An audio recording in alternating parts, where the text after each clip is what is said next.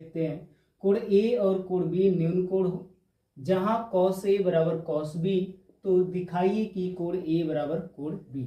और देखिए पहला पॉइंट यहाँ दिया है कि कोण A बराबर और कोण B न्यून कोण है। देखिए न्यून कोण क्या होता है कि वह कोण जिसका मान 0 डिग्री से अधिक और 90 डिग्री से कम होता है उसे न्यून कोण कहा जाता है।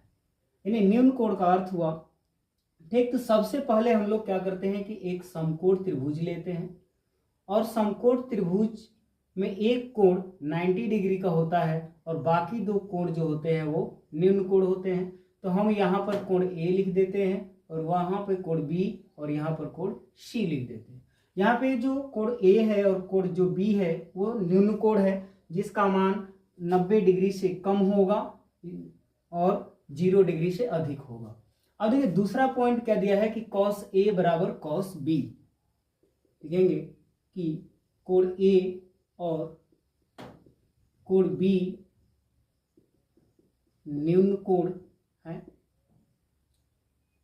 तथा cos A बराबर cos B।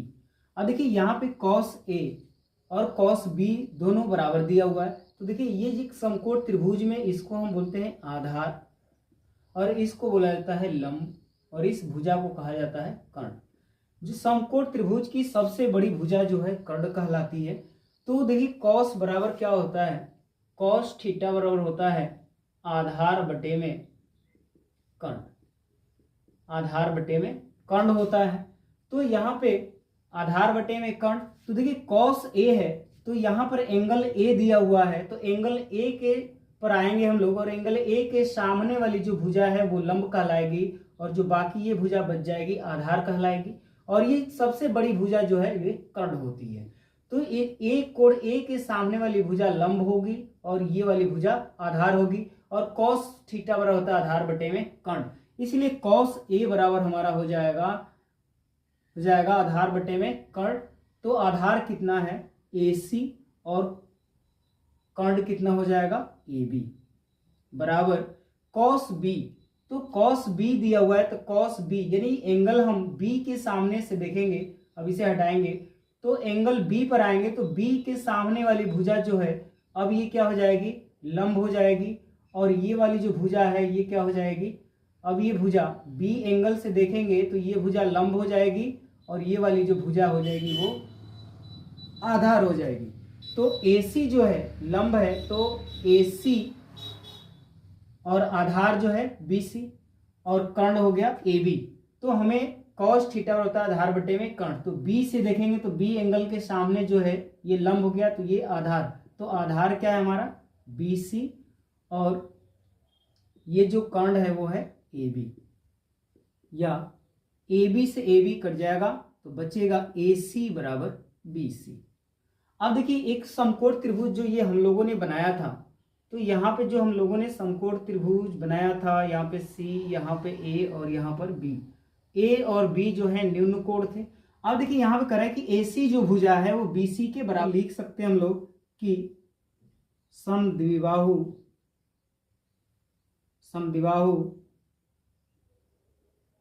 समकोण त्रिभुज में समान भुजाओं के सम्मुख कोण समान होते हैं। सम्मुख कोण देखिए यहाँ पे AC बराबर BC हो गया, तो AC भुजा जो है AC भुजा के सम्मुख कोण कौन सा होगा B, इसलिए AC के स्थान पे क्या लिखेंगे कोण B बराबर, और जो BC भुजा है तो BC भुजा का सम्मुख कोण क्या है A है तो लिखेंगे कोण A, इसलिए कोण B बराबर कोण A या कोण A बराबर कोण B, यही हमें प्रूफ करना था। तो ये हुआ हम लोगों का प्रूफ, ठीक है। तो ये प्रश्न संख्या हम लोगों का 6 था।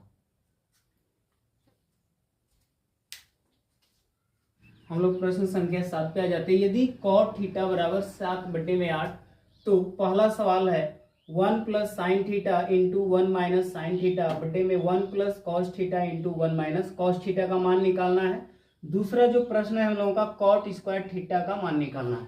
2 सवाल दिए हुए हैं, तो सबसे पहले हम लोग क्या करते हैं कि कॉट थीटा बराबर 7/8 लेते हैं, क्योंकि कॉट थीटा बराबर 7/8। अब देखिए कॉट थीटा बराबर क्या होता है, आधार बटे में लंब होता है, आधार बटे में लंब होता है। तो सबसे पहले हम लोग एक समकोण त्रिभुज ले लेते हैं, समकोण त्रिभुज ले लिए। इसमें देखिए एंगल थीटा दिया हुआ है, तो थीटा को हम यहाँ पर लिख लेते हैं, ठीक। और जब थीटा को यहाँ पर लिख लेंगे तो इस एंगल के सामने वाली जो भुजा होगी वो कहलाएगी लंब, और ये वाली जो भुजा कहलाएगी आधार, और समकोण त्रिभुज की सबसे बड़ी भुजा जो है कहलाएगी कर्ण। तो देखिए हम लोगों का आधार कितना हो गया, 7 हो गया, जो लंब हो गया वो कितना हो गया, 8 हो गया। तो हम लोग क्या निकालेंगे, कर्ण निकालेंगे, ठीक। तो कर्ण बराबर यहाँ पे पाइथागोरस थ्योरम का प्रयोग करेंगे हम लोग, पाइथागोरस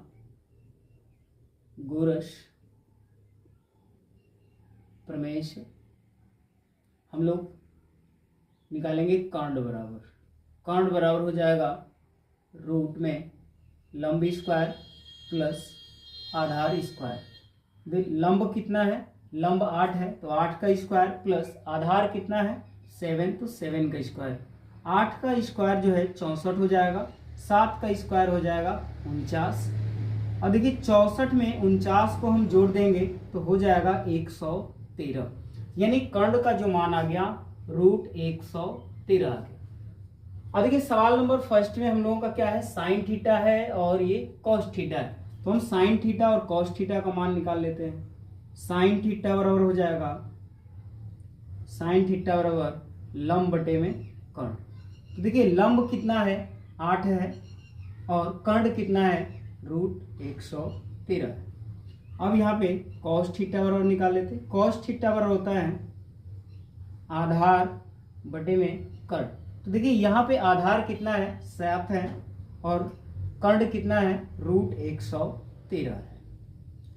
तो इतना निकाल लिए हम लोग। अब इसके बाद हम लोग निकालते हैं इसका मान। पहला सवाल लिखते हैं हम लोग, 1 plus sine theta into 1 minus sine theta बटे में 1 plus cos theta 1 minus cos theta. ये सवाल हो गया हम लोगों का। अब यहाँ पे क्या करेंगे कि जो साइन थीटा की जो वैल्यू आई है और कॉस थीटा की जो वैल्यू आई है इस सवाल में हम रखते हैं। तो 1 प्लस साइन थीटा की वैल्यू कितना है 8 बटे में अंडर रूट 113, फिर 1 माइनस 8 बटे में रूट 113। इसके बाद 1 प्लस कॉस थीटा है, तो 1 प्लस कॉस थीटा है, तो कॉस थीटा का मान कितना है 7 बटे में रूट 113, तो 7 बटे में रूट 113 ब्रैकेट्स बंद कर दिए, इंटू 1 माइनस कॉस थीटा है, तो कॉस थीटा का मान कितना है 7 बटे में रूट 113। अब देखिए यहाँ पे एक सूत्र का प्रयोग करेंगे हम लोग, यहाँ पे सूत्र यूज करेंगे हम लोग, A square minus B square is equal to A plus B into A minus B. तो यहाँ पर देखिए ए प्लस बी यानी ए की जो वैल्यू है कंपेयर करेंगे ऊपर वाले में, तो ए की जो वैल्यू है हमको क्या मिलेगा, जो ए की वैल्यू है वो 1 मिलेगा, और बी की जो वैल्यू है वो 8 बटे में रूट 3 मिलेगा। यानी ऊपर वाले पोजीशन को हम हल करें तो ए बराबर और ये बी बराबर, ये ए बराबर और ये बी बराबर हो जाएगा।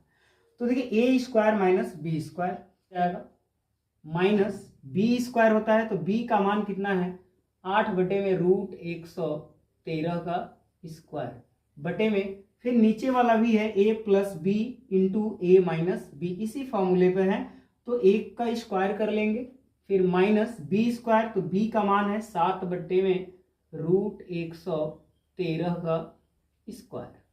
अब देखिए 1 का स्क्वायर जो है 1 होगा, माइनस 8 का स्क्वायर जो है 64 होगा, रूट 113 का स्क्वायर करेंगे हम लोग तो 113 होगा, फिर 1 का स्क्वायर 1 होगा, माइनस 7 बटे में रूट 113, तो 7 का स्क्वायर 49 हो जाएगा, रूट 113 का स्क्वायर 113 होगा। अब हम लोग इसका एलसीएम लेंगे तो 113। 113 में 1 का गुणा करेंगे, यानी 113 में 1 का गुणा करेंगे तो 113, 113 में से 64 घटा देंगे तो 49 हो जाएगा। फिर इसके बाद इसका लसा 13 ले ले, 113 हो जाएगा। फिर 113 में 1 का गुणा करेंगे तो 113, 113 में से 49 घटा देंगे, हो जाएगा 64। तो यहाँ से हो जाएगा 49/113 गुणे ये 113 ऊपर चला जाएगा 64, नीचे हो जाएगा 113 से 113 कटा देंगे तो हो जाएगा 49/64। ये हो गया आंसर।